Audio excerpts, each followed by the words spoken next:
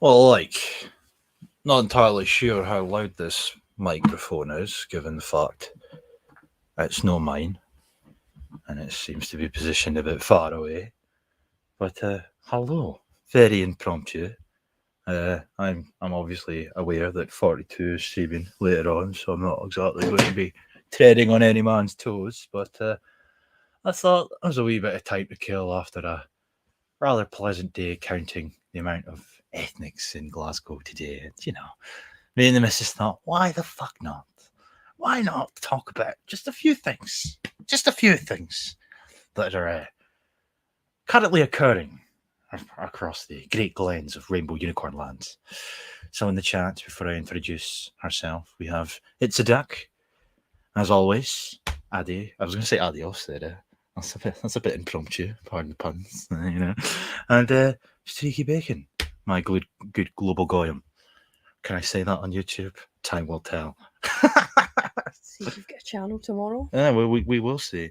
Oh, on that note. There's Exiled Viking. Oh, there he is. Aye, Exiled Viking. And Ludwig. Aye, how's it going, Godgies? So, how did you feel seeing all the BAME today in Scotland, or in Glasgow? Did it make you feel inclusive?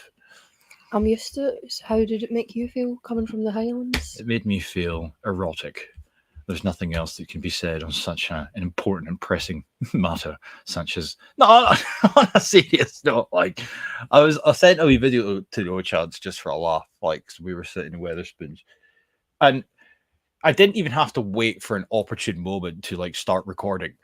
BAME spotting exactly. I didn't even have to wait for an opportune moment to start recording to send this like 30-second clip to them. I just pressed record and they kept appearing. I was like, and every time I went to end the video, like more BAMEs just appeared. It's like, what the fuck's going on? When I'm down that part, well, in this part of Scotland, because of where I come from, I do feel outnumbered. To say the least, Glasgow is a city that's kind of on the decline anyway in terms of, It's dirty, council's a joke and Run down. whatnot, but like the population, there's a clear and very evident demography shift, shall we say. But evening with Lander, yes, it made me feel very, very erotic. you know, all those Shaniquas and Tyrones and Ibrahams, just something about them gets me, grinds my gears. But anyway, there's a few things that I want to talk about tonight. Probably the most irritating one, I'll come to in just a second, but just a wee sort of update. There is a stream that me and my missus are planning on doing at some point. It's something I'd been planning myself to do for a while, but it's the sort of subject she knows what she's talking about anyway. So I'm sort of going to share the screen temporarily just to kind of give the sort of rundown in regards to the premise of said stream, because this has just happened recently in Inverness. So where are we? Let me see. Aye. So obviously, recent developments in Inverness, which is the sort of area that I live in, they're planning to effectively reduce car travel, car use in the city centre by 75%. Now, it sounds grandiose on paper. We've seen similar projects taking place in other parts up and down the country and whatnot. Here's your fluffy little pictures here. Everybody's going to be cycling about and whatnot, but we just need to look at the sort of effects that this sort of project has had on other parts, not just in Scotland, other high streets and whatnot. There's a lot more detrimental impacts that come on the back of this, but as I say, this is a stream for a later date, but this all ties into something that's been going on since the COVID nonsense started, really, in Inverness, in the case of Inverness, because granted, this is the sort of thing that we've seen in other areas prior to COVID, but COVID was what kickstarted Inverness's transformation, and it was so self-evident from the very get-go of lockdowns and whatnot. They started to use all these social distancing measures as justification to extend pavements and create bike lanes and pretend it was to allow road layouts to be changed for social distancing, etc. But anyway, as I say, they have now given the green light to now effectively transform the entirety of our high street. And this is obviously part of a much larger project that the stream will cover in due course. But that's just a wee update, albeit I haven't exactly spoken about it at all, apart from my like wee rambling video that I did. That's what it looks like at present, without all of the nonsense that they've included. Like this picture here doesn't even show you the state of the high street now, with all their bollards and barriers that have been there since COVID started, right? But this is how it looks, or used to look, I should say, and this is how they want it to look. Okay, so yeah, that's happening, obviously. And that just looks like Glasgow. Yeah, well, funnily enough, there's this part of Glasgow that was not that long ago shared on Telegram that they want to do something similar in Glasgow. There's a part of Glasgow they want to do this too. You know, it's all about wheeling and cycling and walking and reducing your carbon, man. If you can't get there with your own steam, you won't be getting there at all. Yeah, exactly. Second wee update, before we get onto the sort of main premise of this. This is another update very recently. We're on the 16th of September, so the 14th this came out. Scottish Government protecting children's rights in Scots law. This is a UNCRC update, United Nations Children's Rights Charter, saying that the Parliament has agreed to consider amendments to the legislation that will incorporate the UN's Convention on the Rights of the Child into Scots law. The bill requires Scotland's public authorities to protect children's rights in their decision making. Yeah, how long have I been, especially in a lot of videos that I've made in the past, or be banging on about it in streams, etc. For God knows how long. All this nonsense about blowing smoke, metaphorically speaking, up children's arses at the best times. Children have a right to be listened to, and making them feel empowered. Yeah, so you politicize children in educational environments, and then make them feel that their opinions and their voices matter, and they should be held on a level playing field alongside adults' opinions and whatnot. So much so that their voices have to be listened to, their rights and their demands have to be listened to when it comes to political decision making. Right? This is before this bill is even enshrined in law. They're acting as if it already is. But the whole of the Scottish Parliament agreed to implement this bill into Scots law a few years prior, and it went all the way to the Supreme Court. And in fact, it says there, the bill was passed unanimously in 2021, but certain provisions within it were later ruled out with the Scottish Parliament's legislative competence at the Supreme Court. So they had to go back to the drawing board and effectively reword it. Yeah, that's all they've done. And it's coming back now, and every single party in our parliament's going, oh, well, What's wrong with human rights for children? Yeah, exactly. Why shouldn't we tell? Why shouldn't little Jeffrey be entitled to Look a at those clean? people that were speaking at that independence thing we were at in Edinburgh, and they were saying how they were young people who should be listened to. They were full of entitlement. Yeah. On the stage, that what was it? Believe in Scotland event that we were at. Yeah. They're making kids feel that their voice should be heard louder than older people who've got lived experience of what it was like before changes come in. Yeah. So you've got all this tranny stuff happening just now. So kids that are growing up thinking that's normal aren't going to listen to some old person who knows that it's not, because they're being told through school and through these agencies that their voice matters, and what they've been taught and what they believe is just as important as somebody who's lived their entire life knowing something completely different. Aye. I mean, I don't know if you watched any of the stream that we did a while ago with that tailed feature. That, like, I started playing the odd clip when I could get a fucking word in. Thanks, Clive. And I've showed these videos before, but it was like clips of the children's parliament and that, and like meeting the cabinet, their cabinet meeting. So a bunch of children go to meet like Nicola Sturgeon before, when that's Hums, obviously, but they were going to meet like Nicola Sturgeon and the gang to give them some demands for the Scottish government to take on board going forward when it comes to policy and decision making. But like they've got all these videos on like the Parliament's YouTube channel and whatnot, and it's like children talking about the UNCRC. Specifically, this was like saying that the only reason that the UNCRC was ever debated in Parliament is because of the demands of children. Therefore, you have to take away from that, how did it get to a point where children were demanding that a United Nations human rights bill could be debated in Parliament. They obviously had to be educated in some capacity about the fucking bill in order to then in turn demand for said bill to be implemented in Scots law. See what I'm saying? When I was at school, if we were to be asked, what do you want? It would have been vending machines full of crisps and sweeties. It wouldn't have been human rights. Now it's climate. We need more done for climate change, and we need anti-racist education, and we need gender neutral education. These are children, you know, and it's all coming from this venomous bill. As I say, I am obviously sort of cautious of times. I don't want to get bogged down too much on this. It was just sort of an update thing, but I have made several videos on the UNCRC, and I've gone into quite great detail in terms of some of the nonsense that sort of surrounds it. To sort of put it bluntly, it's an absolute red herring. Well, they're asking 14-year-old kids to register an electoral roll in Scotland. Yeah.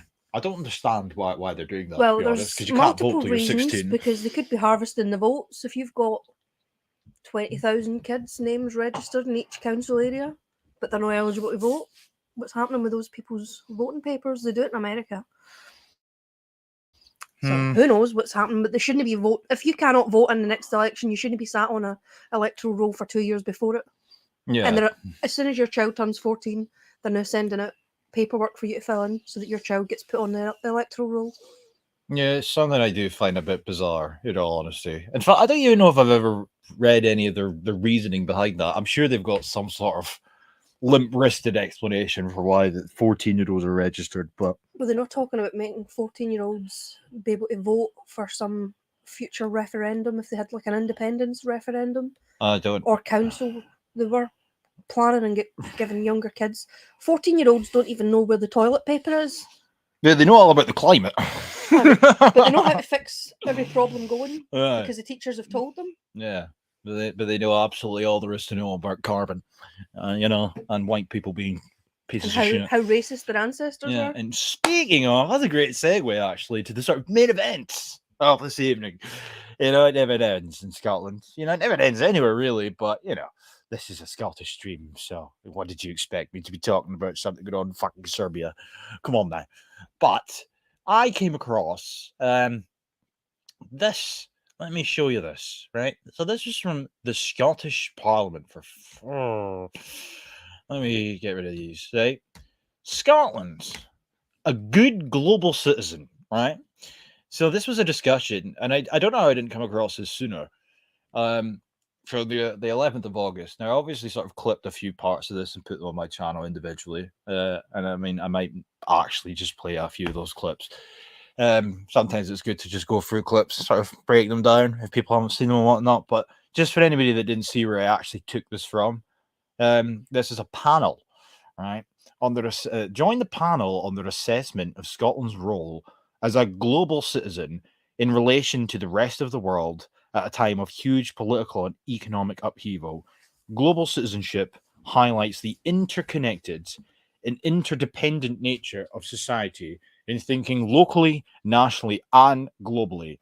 So, what is Scotland doing post COP or COP, right? On climate reparations. Fucking what? Ethical consumerism, human rights, mediation, and international development, right? And then we've got a member of the Scottish Parliament as the convener. Then we've got the panelists here. I'm not going to read out her name, but she's a race equality charter project officer at Glasgow Caledonian University. Then we've got this guy, Peter Jackson, who's the chair in global security at the University of Glasgow and a fellow of both the Royal Society of Edinburgh and the Royal Historical Society. And then we have Elizabeth something. I mean, I'm just not. And she's the founder of the African, Caribbean, Asian, and Mixed Heritage Association and chair, the Kenyans in the Highlands. Yeah.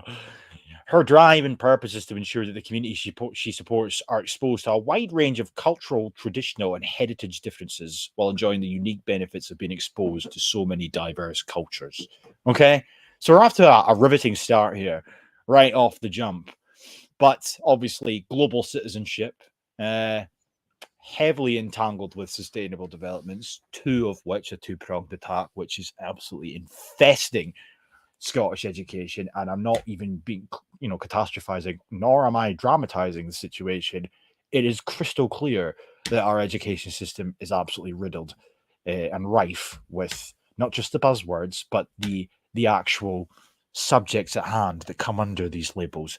And I'm just going to get my YouTube channel up in another tab and show you exactly what I'm talking about, because what I did in fact clip was sections of them speaking specifically about education in regards to global citizenship. So just getting that up in another tab there. And I think probably the first one I'll play would be start off with this one. Right. So let me share this screen. I'll mute my mic first, and then we will go from there. All righty ho, likey. And all right to Budgie Burger. All right to Steve Cray. Howdy, dowdy do to Paul.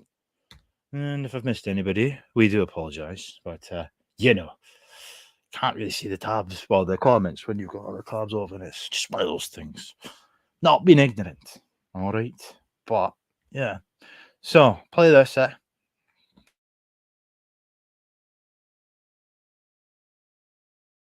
You've just mentioned global crisis. I mean, for all of you, we need to be doing global citizenship now, don't we? But we've got a cost of living crisis, a climate crisis. Is there a way we can join up some of our thinking so that we actually get some practical actions in Scotland, so that we actually do deliver as global citizen? Any of you have a thought on that? Yeah, absolutely. I think there's many ways we can come together and we can look at how we are doing our education, how we're educating our young people to be able to look at this crisis and being able to involve them while they're young, and being able to listen to grassroots movements who are looking to make a difference as well. I know the cost of living crisis has affected a lot of some of where the funding is going in terms of what that Scotland could be doing in terms of helping the global south or other global countries, but just being able to find ways to work with the young people. I always speak about young people because it's always nice to have them in the room, and just being able to also look at some of the laws our politicians are looking at in terms of immigration, and making them more accessible to other people to be able to come and build our nation and make it a bit more diverse in terms of multiculturalism, which builds and embraces and makes sure that we can fight all these issues that are happening at the moment.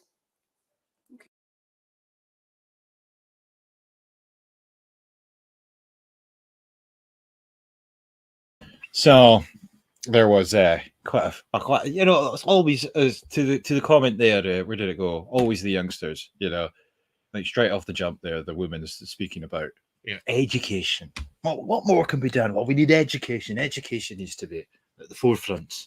There was a ruling when the Named Person Act was thrown out, and the judge, I can't remember the name, they turned around and said that the first thing a totalitarian government does is accesses the children and brainwashes them into their worldview.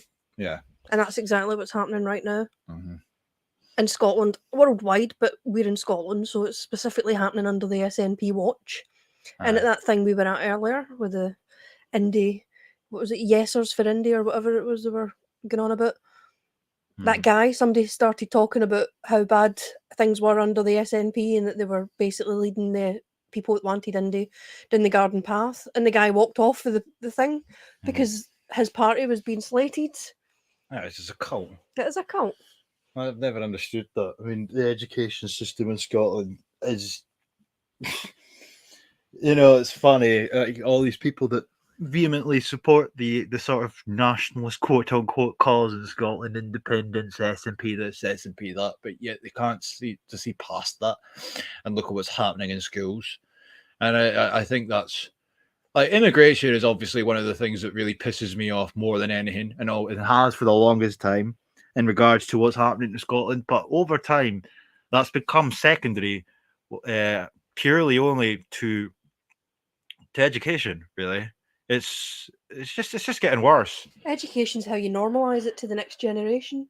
So they don't question why is this all happening, because to them it's normal. They've never known differently, and that's why like these people, they're trying to silence the old people. And who was it last week that came out and said when the old people, we might be ripe for our indie ref in a couple of years when all the old people die? Fuck, I know can't remember Angus his name. Robertson said it. I posted an article about it. And I can't remember who it was now. I can't remember. No, but that was the That point was I their made. feeling, though, that the old people, they need to die off, and the young people that they've now conditioned into believe in their worldview will come through, and they'll just implement the policies that they've normalised. Yeah, that video that I made at Loch Ness about that specific thing you're talking about, I concluded that wee video by saying that there's actually more to just wishing, like, there's more to gloating about the idea that all the people that oppose independence will be dead soon. There's more to that statement, and the point I made in the said video was the fact that what there's a question to be raised there about why young people in general are more supposedly supportive of the concept of the SNP's indie, which is marching down the road waving gay banners A and bastardised satire. and and green, shouting green rhetoric, etc. The answer is on the writings on the wall. These young people, quote unquote, are products of education. People that are much older from different generations, they didn't have said education. It was John Nicholson who suggested that the Skegsit vote will bounce back when older Scots die. So they just see the voters as disposable as well. They don't care. Yeah, because they're from a different generation. That's what I'm saying. But I think they should probably address this as well for I go any further. Where did it go? A bit further up. Oh yeah. Oh, see, I don't necessarily know what people know, in all honesty. But obviously, I've seen this in my comments there. I've seen a few things about it on Telegram. I have known for a wee while, in all honesty, about the situation with John.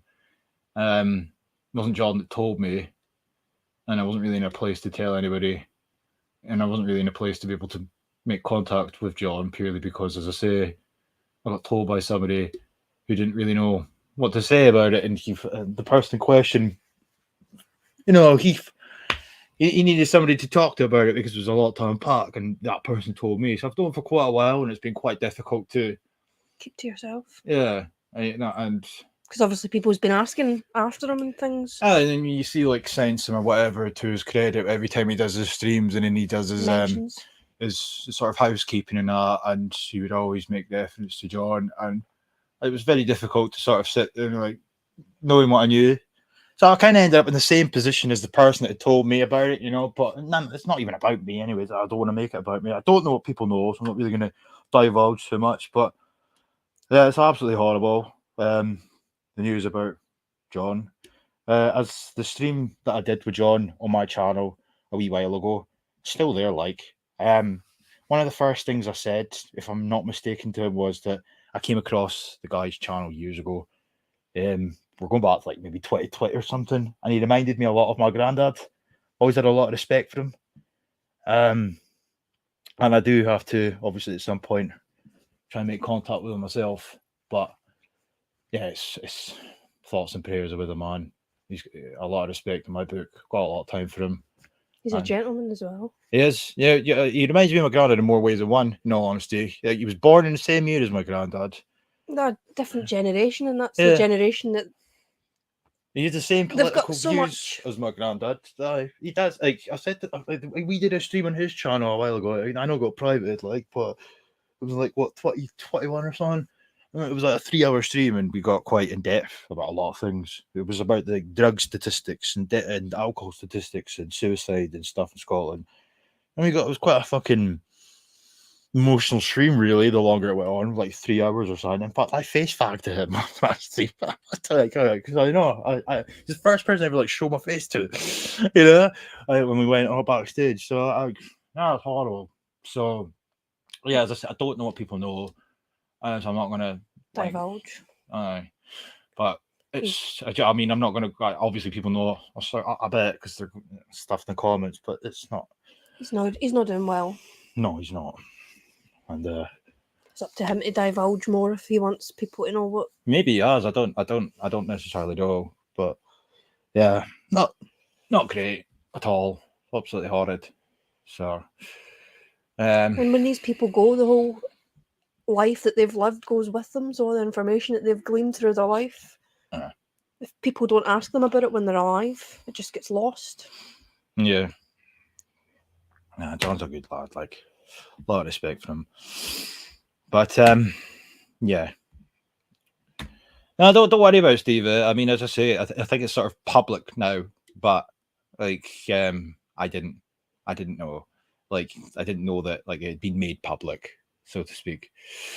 So yeah, no, don't worry. But like, nothing's happened as far as I'm aware. No, it's just there was a few references to it in the chat, so I was just addressing it.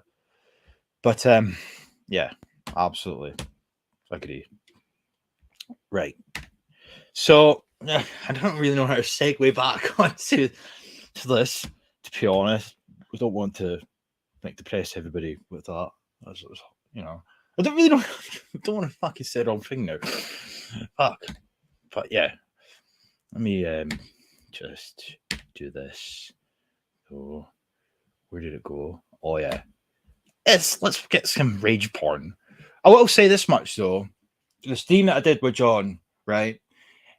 And I said I said quite a few things to him about my grandfather in regards to like how he reminds me of my granddad in regard like the sort of Scottish nationalist, old school Scottish nationalist tendencies.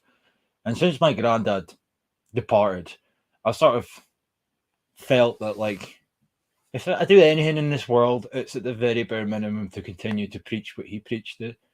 So I'll continue to preach what John preached, and I just hope that the treatment that he's going through and whatnot does help in some capacity. But you know, he's done a lot, he's said a lot, he's been there for a lot of people, and his words, his wisdom, you know, they've meant a lot to a lot of people. I'm sure people's prayers would go a long way as well. He's quite a spiritual man. Yeah, he is.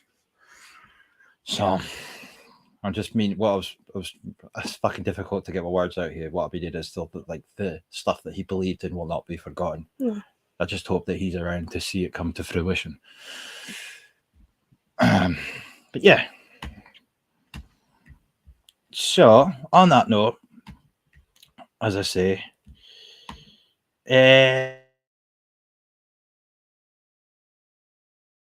Do you want to come in on that issue as well? Do you know, I have to agree with Tad. I feel like she's looked at my notes. She's saying what I'm saying. I was going to say, but definitely the education side of it.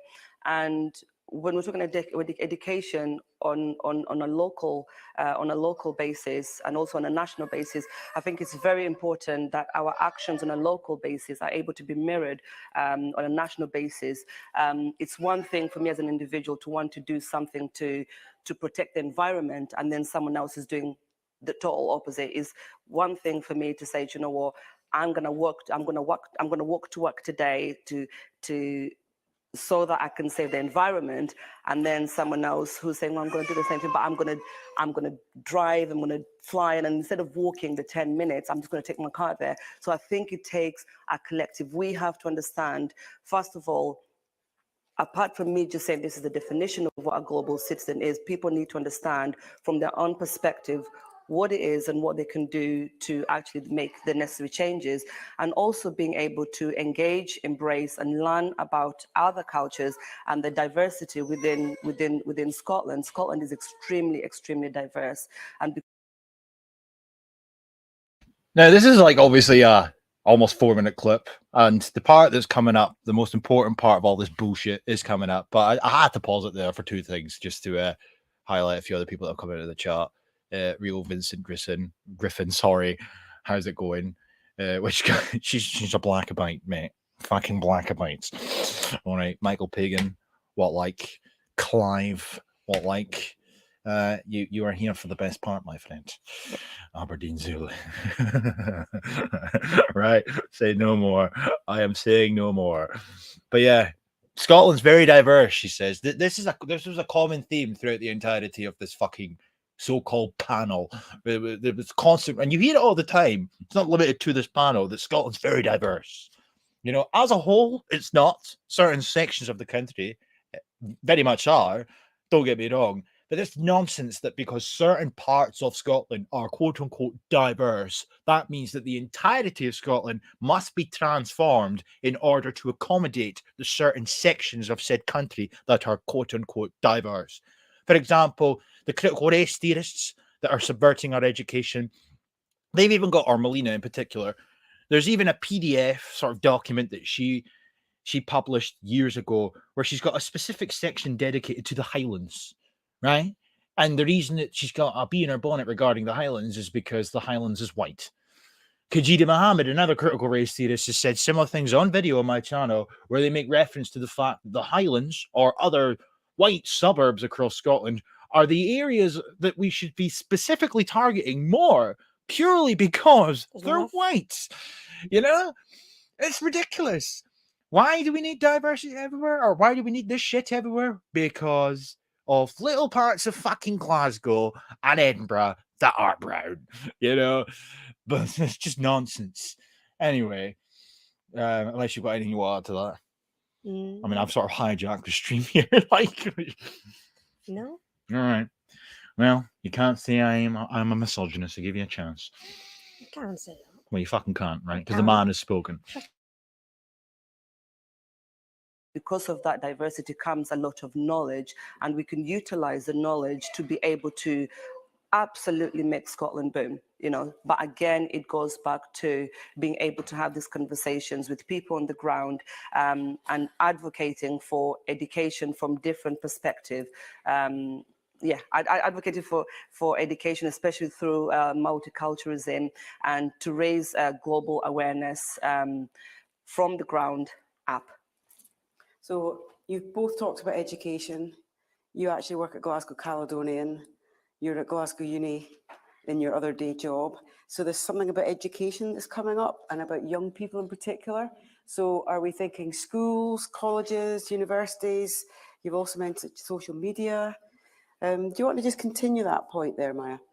I'm definitely going to say, you know, I've had this conversation in the past with people when we talk about Scotland's involvement in the transatlantic slave trade, and it's a conversation that seems to happen, and people think that we should have this conversation at secondary school because they think, you know, it's only palatable to kids at secondary school level. Whereas I think these are conversations that we need to start having at preschool. We need to have these conversations so that kids are already engaging in this conversation, so that when they go to primary school, they have an understanding of what it is. And then when they do go to secondary school, it's easy to pick up on the subject because they already know what it's about. And it's a subject that they have grown up with, just as you would teach about history of any other thing. Don't miss out on this other part of history, but from a very, very young age. Because I think once you get to 12, 13, you try to introduce them. It's really, really difficult to try and get through to young people when they've got to a certain stage. They already know what they want to do or have an idea of. So, you know, it's preschool. So that is nursery. They want to introduce, or she wants to introduce, transatlantic slavery education to children who are not even classified as children. They're fucking Infants. infants. Exactly, infants. Couldn't have put it better myself, really. But it's A lifetime of guilt being instilled from as soon as they're able to think. yeah, and revisionist history, selective revisionist history. Are we going to tell them about Vikings enslaving Scots at the same time, or is it just going to be black? Are we going to slavery? tell them about Barbary? No. Are we going to tell them about Arab slavery? Or modern day slavery or where it's still Egyptian happening? slavery? Barbary pirates.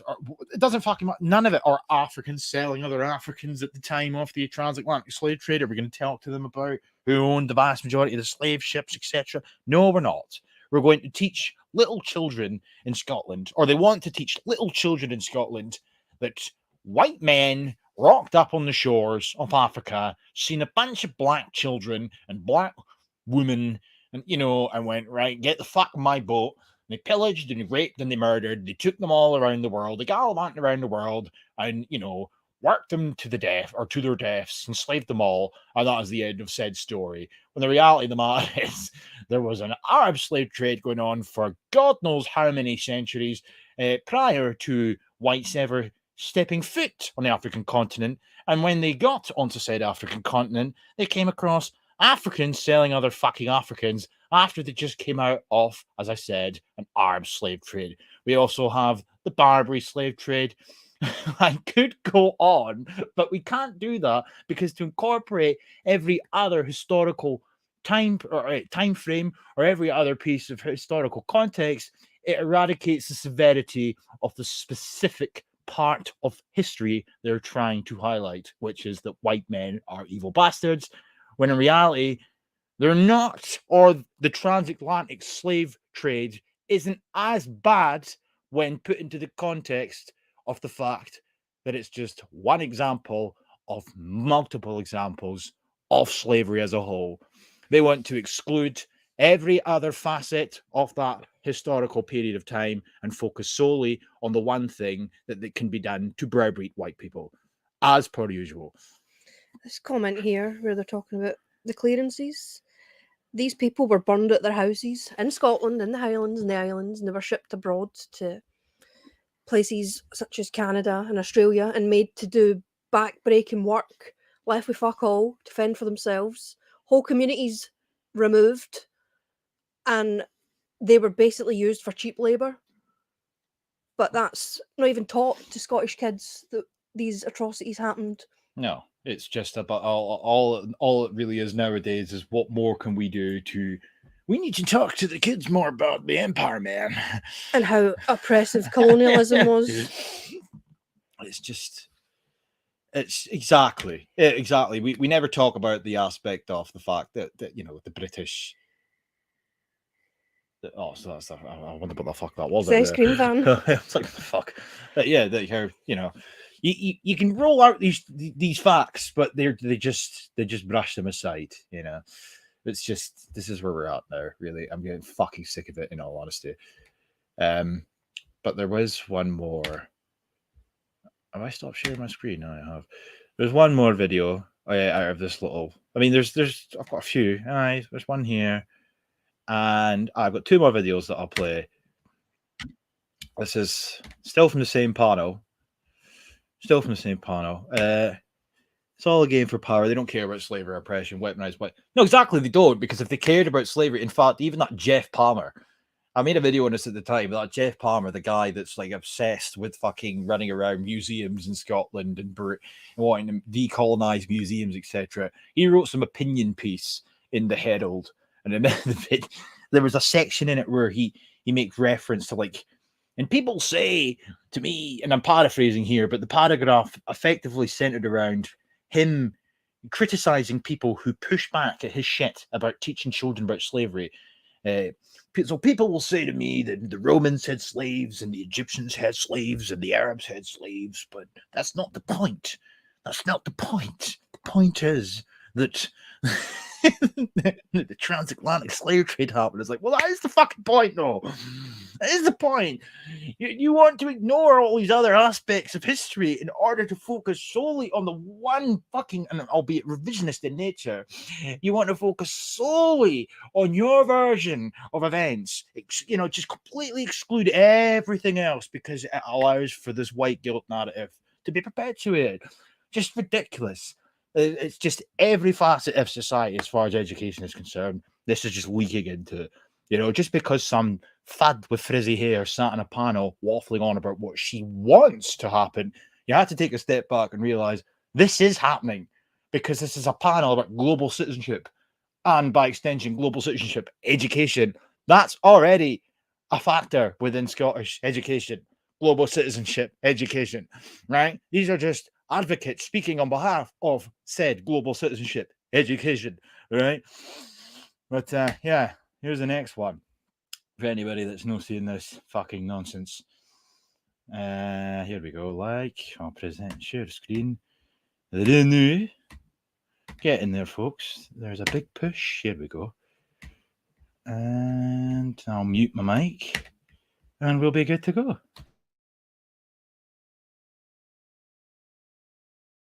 Absolutely. I think I completely agree 100%. And I think just to add on that, when creating the safe spaces, it doesn't need to be in an organization. It can be with your friends, could be with your family, it could be with somebody you've met at the bus stop, who you've had made a comment. It starts really small and it grows. It's all about creating and having the conversation and not being scared to ask and to be corrected or to relearn or unlearn behaviors and attitudes and unconscious bias, because there is a lot of unconscious bias that we all have in terms of that. But going back into education, there's a big push to decolonize the curriculum, and that's some of the work I'm working in within Glasgow Caledonian University, and looking at how we can look at the curriculum and how it could welcome having such discussions even in the classroom, and being able to have that through research as well. Because when we're looking at our REF, which are our research outcomes, and looking at what sort of things our researchers looking at, are they looking at only issues that affect one sort of group of people rather than other sort of people? So it becomes really hard to research because there's no peer review,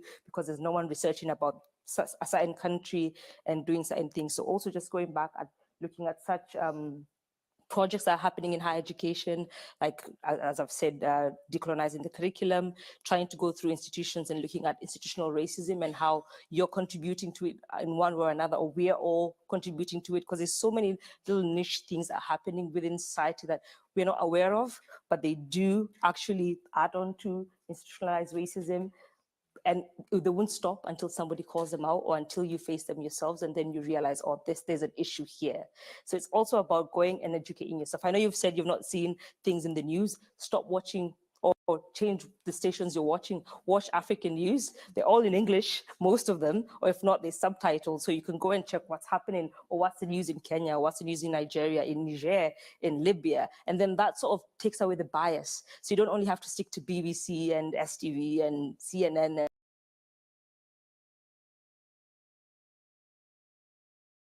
There's a big push to decolonize the curriculum. And Excel thinking there said, where is it? Carrie Callum, hi. I'm just going to close this sort of section on that very man, actually. Funny you bring him up. One last video here. I'm not playing all of it, though. Cautious of time, I get that. But share the screen here, just so you see what he says. It's very interesting what gets said here at the start of this video. Here's it here. Chowdhury has just arrived at the very back. So just educate yourself as well, just to add on what Maya said. Yeah, and I think I should say that my colleague Faisal Chowdhury has just arrived at the very back, and by sheer chance, you started talking about colonialism and the need to do more education in schools, and Faisal's been doing a lot of that, asking difficult questions and just raising the issue generally. And one of the things that I found interesting was the National Museum is now going to do an exhibition on colonialism, and it was interesting that it involved different diaspora groups in Edinburgh on what their personal experiences in their families were. That was a point that came up right at the start about people's own families. And I think that diversity we've got in Scotland. So very good timing, Faisal. If you're going to make a comment, you'll need a mic, and it needs to be brief and not a speech. Because I've got two questioners that are coming down the corridor here. Thank you. Thank you very much, Sarah, for giving me this opportunity to get in. Yes, I did came in good time, and the point you've just raised is very important. Recently, as Sarah said, I've been raising these issues, and I've been having meetings with school, colleges, and universities, and I think we need to start this dialogue from very young age, from primary level, and we need to add that in our curriculum. If students know the history, they can be a better person. So I welcome any other input, and I will be working on this with a very young age, and I love he added in there as well, curriculum. A very young age, you know, this is what they're doing. And as the woman at the start of the video said, that you know, he's been doing a lot behind the scenes, and he has been to a certain extent. But this is a refugee, quote unquote, came over with his family from fuck knows, I can't remember where. He came over with his family as a wee boy, right? And then he becomes a politician in our country. And what's the first thing he does? And pretty much the only thing he does, well, apart from being borderline illiterate as far as vocalizing his thoughts and opinions are concerned. But Let's take a shit in the indigenous population. pretty much, advocating for his own and promoting critical race theory or advocating for it under the guise of anti-racism. And this stuff here where they're talking about targeting the youngest demographic of the population being preschool children ties in with the we're going to give working mums free education for like babies and stuff like that. You can put your child into daycare so that you can go and work to pay taxes to the British government, because it's the British government that collects the taxes. So the Scottish National Party wants to put your children into daycare so that they can indoctrinate them full of this shit. Yeah, and I've even proven that to be a fact as far as feministic education is concerned, because on the advisory council for women and girls, which was a fucking feminist cabal that Nicola Sturgeon set up a few years ago, they've got a website. Effectively, just to cut a long story short, these feminists every single year would conjure up a rake of policies for the Scottish government to allegedly take into consideration, and if they agreed with the recommendations, they would adopt them into their policies going forward. Every single fucking year that these recommendations were put forth, the fucking from these feminists, Nicola Sturgeon's government would accept each and every single one, right? But it says on their website that one of their what's that? Well, they've got Education Scotland are working alongside them, and they've got these programs that are set up to allow for like gender neutral or gender friendly environments for daycare settings, etc. This all comes at a time when the SNP are advocating vehemently for free childcare settings to be put into effect. You know, like it all ties in neat and nice. I might not be doing a service in terms of trying to reiterate and condense like much larger subjects, but you know, these are things that are they want to target the kids proof. before they can formulate their own thoughts, so their family get a chance to imprint their opinions on them. They want to get access to them, to instill these ideologies in them as early as possible, so that they don't know any different. They've never known different opinions. Yeah, exactly that. But it's what you never hear that being mentioned. They'll go, oh, vote for me and we'll expand free childcare. The only one I've heard pushing back is the Scottish Family Party, and they did say they fail on some issues that. Yeah, they fail on a fundamental major issue, so like they're not any better really. With the migration and like demography. No, sorry if you're Christian, but you could be any colour. If you're somebody that thinks that any Tom, Dick, or Harry can come to Scotland, but if they share my Christian values, you're not really any better than somebody that fucking wants to open the borders to everybody. That's just my 2 cents, each to their own. But I can't fault them for the stuff that they do in regards to education and whatnot. But the demography stuff, they fall way off the mark as far as I'm concerned. But they don't touch it at all, really. Oh no, he has in the past, and he's been absolutely criticised for it. Like, well, Richard Lucas has anyway. But I'm not here to attack people. Like, live and let live and all that shit. I'm just saying that that's as far as I'm fails. concerned, it's like that's nothing to do with me. Like, you lose me there. Like, really on that front. But the last thing I will say, on terms of demography, to a certain extent, we don't know the breakdown yet, and we have to also remember that the demography breakdown will be skewed purely because a lot of people in Scotland didn't even participate in the census. But well, look at that. And I mean, I'm sorry, right? Now I have to be sort of careful of what I say here, because the people in question in this photo are children. But is there not something a bit fucking odd about this photo? It's not very diverse. Oh, it's very diverse. Yes, it's not diverse for a certain demographic because they're outnumbered. And that's the point. That's diversity. You flipped it on its head. Like that is diversity. Diversity is no more whites. Yeah, exactly. That's but like, look at that photo. Like what? So, I made a video like maybe 2 months ago, that Alba Goodbye one. Mm-hmm. And it was just, and the articles I played at the start of the fucking video was like Scotland's population reaches new height, and some of these articles are from like 2010, like 2012 and stuff. This is like every year Scotland's population reaches new highs. Now this in particular, this time around though, this comes at a time where a good portion of people didn't even participate in the census, and yet despite that fact, Scotland's population has still managed to grow to a new record high. but it's the photo. Like, is this not? I'm sorry, I don't. Does it say where that picture was taken? No. In Edinburgh. Edinburgh. I mean, That could be any city in Glasgow. any city in Glasgow. I hadn't fucking finished speaking. You just shut up. I'm sorry, on you go. It could be any of the big cities. It could be Dundee. It could be Glasgow. It could be Edinburgh. Like that. There's that news article a couple of months ago where there was like 2 white kids in the whole class, and they said it was far right were attacking children because they were pointing out that there was barely any white kids, and I think it was a Glasgow school. Yeah. There's barely any white kids there. Mm-hmm. No, exactly. I remember that. The retort to that. Oh, don't get me started. I think that whole thing was a gay up. In all honesty, To get people to comment on it. no, to get people to start talking about the critical race theory stuff, because that happened a week before that.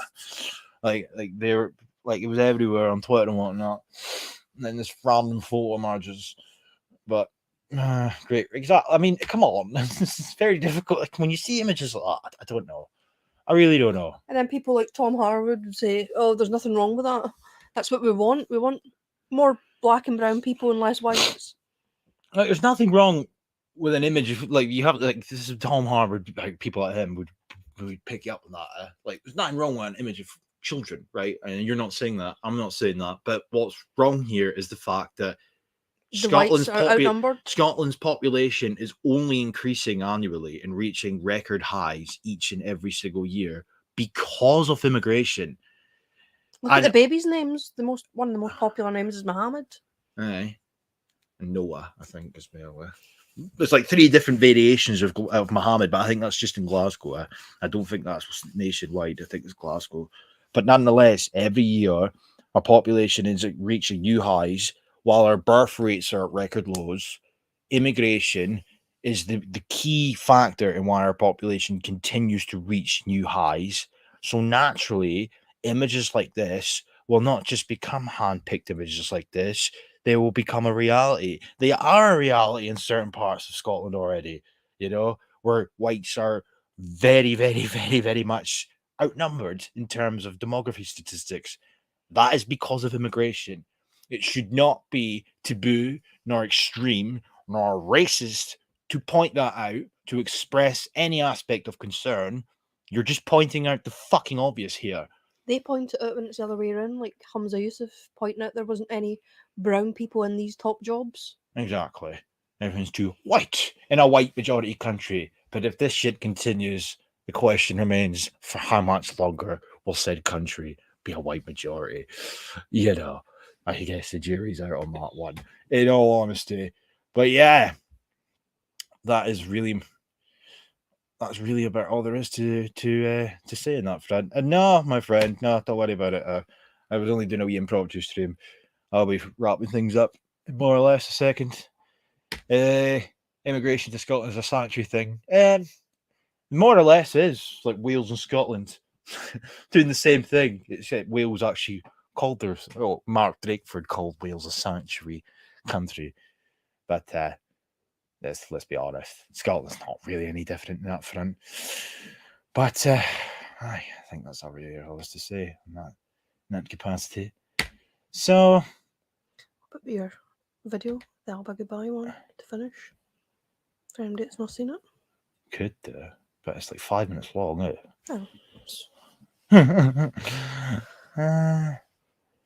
I might do that just to close it off for anybody that's not seen it. But yeah, if you want to, while I get this open, if you want to say what you want to say about that, like I just rattled off there.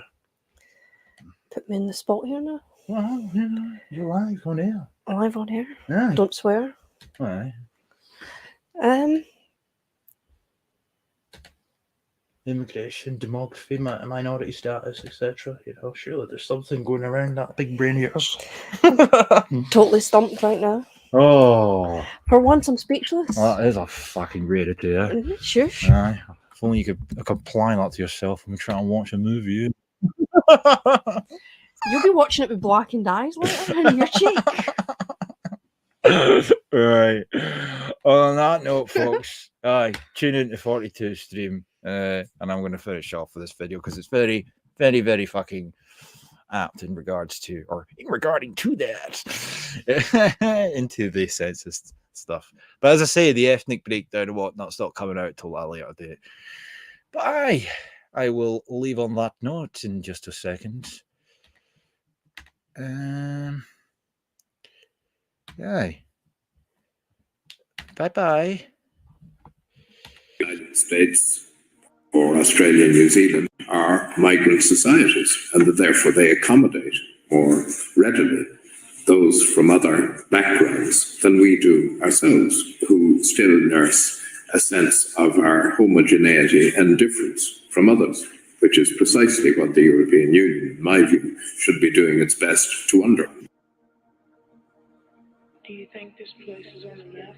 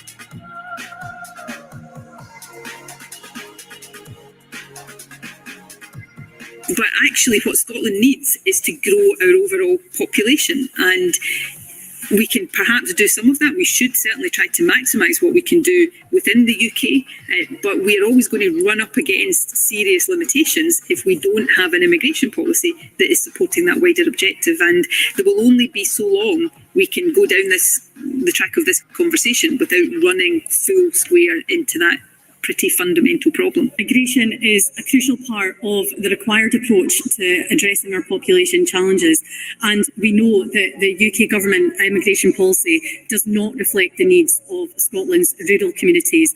Heading towards population decline in Scotland as a whole. And this is a huge challenge, and it is frankly totally unnecessary.